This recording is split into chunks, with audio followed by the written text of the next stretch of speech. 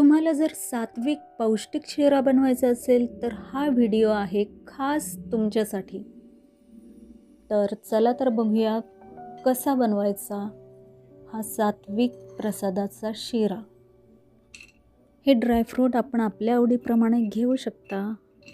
मी हे घेतलेले आहेत रोस्टेड पिस्ता आहेत, हे काजू बदाम, काळे मनुके आणि रेग्युलर जे असतात मनुके ते आहेत। 1 वाटी मीडियम रवा घेतलेला आहे आणि 1 वाटी शुद्ध गाईचं तूप घेतलेलं आहे आणि 2 वाटी दूध घेतलेलं आहे। जर तुम्हाला पाणी ॲड करायचं असेल तर तुम्ही दूध 1 वाटी आणि 1 वाटी पाणी असं समप्रमाणात घेऊ शकता आणि 1 वाटी साखर घ्यायची। मी 1 वाटीपेक्षा थोडीशी कमी साखर घेतली कारण मी 2 पिकलेली केळी घेतलेली आहेत, त्यामुळे मी साखर कमी घेतली आहे। आता ही पॅन गरम करायला ठेवलेली आहे। शिरा बनवताना जाड बुडाचं भांडं घ्यायचं म्हणजे रवा करपत नाही किंवा लागत नाही, त्यासाठी ते जाड बुडाचं भांडं घ्यायचं। कढई चांगली गरम झाली की त्यात 1 वाटी तूप घालायचे। तर हे मी 1 वाटी तूप घेतलेलं आहे, ते चांगलं गरम झालंय आणि हे तूप गाईचं आहे। तूप चांगलं गरम झालं की त्यात 1 वाटी रवा ओतायचा आहे आणि रवा जो आहे तो मीडियम रवा आहे, जास्त जाड रवा पण नाही आहे आणि जास्त बारीक पण नाही आहे। तर हा रवा मंद आचेवर भाजून घ्यायचा आहे। सत्यनारायणाच्या पूजेत 1.25 किलो, 1.25 पाव, 1.25 वाटी असंच प्रमाण घेतलं जातं। 1.25 म्हणजे वाढ आणि समृद्धी। आपल्या पण आयुष्यात अशी सुखसमृद्धी उत्तरोत्तर वाढत जावी ही भावना असावी। अगदी आहेर देताना किंवा दान करताना 100 रुपये राऊंड फिगर देत नव्हते, तर एक्स्ट्रा 1 रुपया त्यावर ठेवला जायचा। 101, 501 अशा प्रकारे। तर आता बऱ्यापैकी भाजत आलेला आहे। आता आपण त्यात ड्रायफ्रूट पण भाजायला घालूया। या ड्रायफ्रूटमध्ये जे मनुके आहेत ना, ते अगदी एकदम टम फुगतात। ते फुगले की मग समजायचं की आपले ड्रायफ्रूट चांगले भाजून झालेत। करपवायचे बिलकुल नाही, नाहीतर करपल्याचा वास येणार। तर ते फुलल्याबरोबर आपण त्यात पिकलेल्या केळ्याचे काप घालायचे। रवा चांगला गुलाबीसर होईपर्यंत, गोल्डन ब्राऊन होईपर्यंत चांगलं परतून घ्यायचं आहे। छान पिकलेली केळी आहेत आणि त्याचे चांगले बारीक काप करायचे आणि मग हे या रव्याला बघा कसं तूप सुटलेलं आहे, तर या तुपामध्ये ती केळी परतायची। केळी घेताना एकदम कच्ची पण केळी घेऊ नका आणि एकदम अशी काळी साल झाली अशा प्रकारचे पण केळी घेऊ नका। मीडियम अशी केळी घ्या, मीडियम पिकलेली केळी घ्या। जे केळ्याचे मोठे काप दिसतात ना, ते मी जरा स्मॅश करून घेते म्हणजे ते पटकन असे मऊसूत होऊन जातील। केळ्याचे काप या मिश्रणामध्ये एकजीव झालेले आहेत।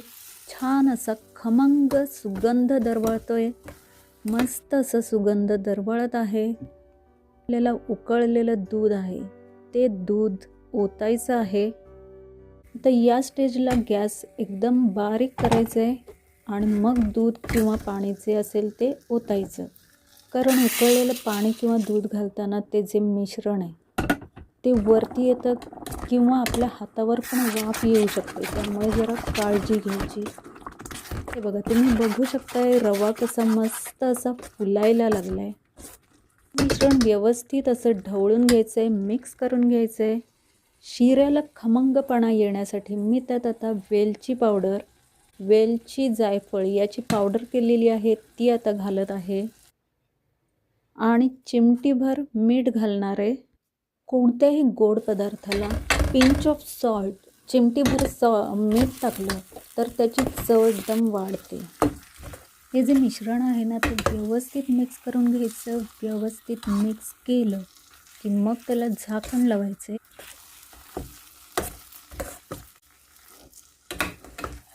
आता गॅस एकदम बारीक करून ठेवायचं आहे आणि झाकण लावायचं आहे। 2 मिनटासाठी एक वाफ येऊ द्यायची आहे। आता आपण झाकण काढून चेक करूया। 2 मिनटानंतर हा शिरा चांगला फुलला गेलेला आहे, मस्त असा शिजलेला आहे तो। आता ह्यात साखर घालायची आहे, जेवढ्याच तेवढी साखर घालायची. 1 वाटी रवा घेतला, 1 वाटी साखर घेतली आणि 1 वाटी तूप घेतलेलं आहे. सगळं समप्रमाणात घेतलेलं आहे. गॅसची फ्लेम स्लोच ठेवायची म्हणजे शिरा कढईला लागणार नाही. तर व्यवस्थित असं मिक्स करून घ्यायचं आहे. साखर शिऱ्यामध्ये व्यवस्थित मिक्स करून घ्यायची.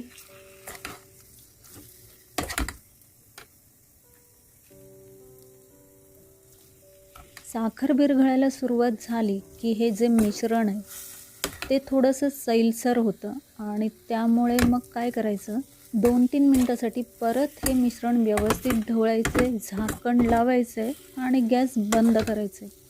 तुपात तळलेली काजू, बदाम, मनुके, केळ्याचे काप हे सगळं तुपात तळतो तेव्हा त्या तुपाला एक वेगळा स्वाद येतो.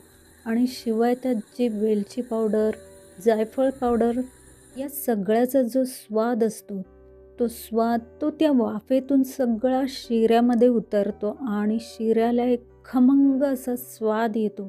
शिरा एकदम परफेक्ट मऊसूत होईल. वरून 2-3 तुळशीपत्र घालायची. 5 मिनिटानंतर शिऱ्यावरचं झाकण काढून शिरा सर्व करायचे. कोणताही पदार्थ करायचं म्हटलं तर त्याला परफेक्ट असं मोजमाप असेल तर तो पदार्थ खूप चांगला होतो.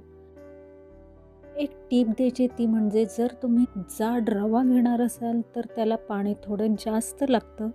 तर तुम्ही पाण्याचा अंदाज घेऊन शिरा बनवा. बघा दुसरी प्लेट गार्निशिंग केली आहे, त्यात एकदम बारीक चिरलेले असे ड्रायफ्रूट टाकलेत. तर हा गोडाचा सात्विक पदार्थ कसा वाटला हे कमेंट्स करून नक्की सांगा. व्हिडिओला लाईक करा, शेअर करा, सबस्क्राईब करायला विसरू नका. व्हिडिओ पूर्ण बघितल्याबद्दल थँक्यू सो मच. खूप खूप धन्यवाद.